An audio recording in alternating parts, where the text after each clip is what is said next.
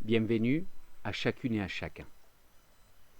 Cela fait quelques jours, que dis-je, quelques semaines, que j'entends et je lis sans arrêt ce que nous traversons nous invite à lever le pied, à ralentir, à prendre du recul, à réfléchir, à...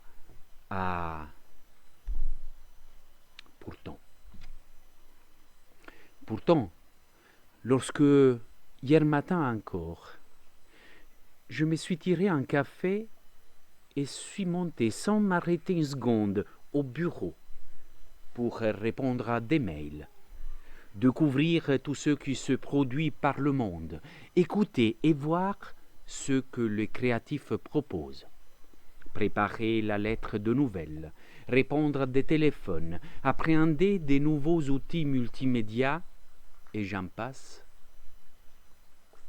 Je n'ai pas pu m'empêcher de penser au chapitre 3 de l'Ecclésiaste.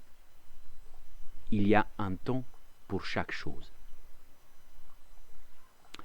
Vous l'avez probablement toutes et tous déjà entendu, lu, soit partiellement, soit intégralement. Il dit ceci: tout ce qui se produit sous le soleil arrive en son temps. Il y a un temps pour enfanter et un temps pour mourir. Un temps pour planter et un temps pour arracher ce qui a été planté. Un temps pour tuer et un temps pour soigner. Un temps pour démolir et un temps pour construire. Il y a un temps pour pleurer et un temps pour rire. Un temps pour gémir et un temps pour danser. Il y a un temps pour jeter des pierres et un temps pour les ramasser. Il y a un temps pour embrasser et un temps comme ceux que nous sommes en train de vivre aujourd'hui pour s'abstenir d'embrasser. Il y a un temps pour chercher et un temps pour perdre. Un temps pour conserver et un temps pour jeter. Un temps pour déchirer et un temps pour coudre. Il y a un temps pour se taire et un temps pour parler. Il y a un temps pour aimer et un temps pour haïr. Un temps de guerre et un temps de paix. Alors, je ne sais pas si cette pandémie arrive en son temps. Par ailleurs, je ne sais pas quel serait le temps d'une pandémie. Ce que je sais, c'est que moi, souvent, je mélange les temps et ils courent devant. Hier donc, je suis redescendu. J'ai moulu les graines, rempli de poudre le percolateur, tassé pour que le café mousse ce qu'il faut, et m'en suis tiré un deuxième. Après, la tasse à la main, suis sorti sur la terrasse. Ben oui, je fais partie de celles et ceux qui ont le privilège de vivre à la campagne, avec un jardin et la nature tout autour de moi.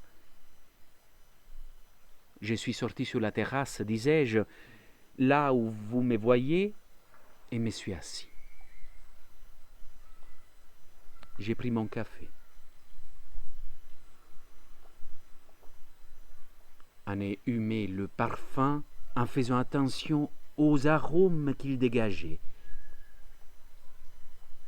Je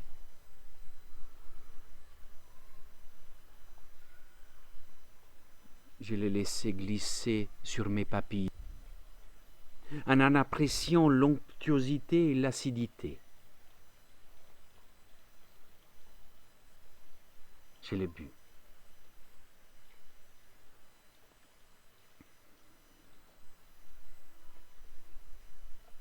Par petites gorgées, en prenant le temps de sentir au fond de ma bouche, de ma gorge, une symphonie de notes persistantes, simplifiées. Je les savourais comme je savoure un texte biblique. Je les dégustais comme je déguste une parole d'évangile. Puis, après quelques minutes, je suis remonté au bureau et pris un autre ton. J'ai pris le ton d'avoir des nouvelles de celles et ceux que je côtoie dans ma paroisse, de mes amis, des gens que je croise lorsque je m'éloigne de chez moi, de ma famille. Et j'ai préparé cette vidéo, qui voudrait être la première d'une petite série à déguster, à savourer le ton d'un café, avec l'esprit ouvert à un tas d'arômes étonnants. Au revoir et à bientôt.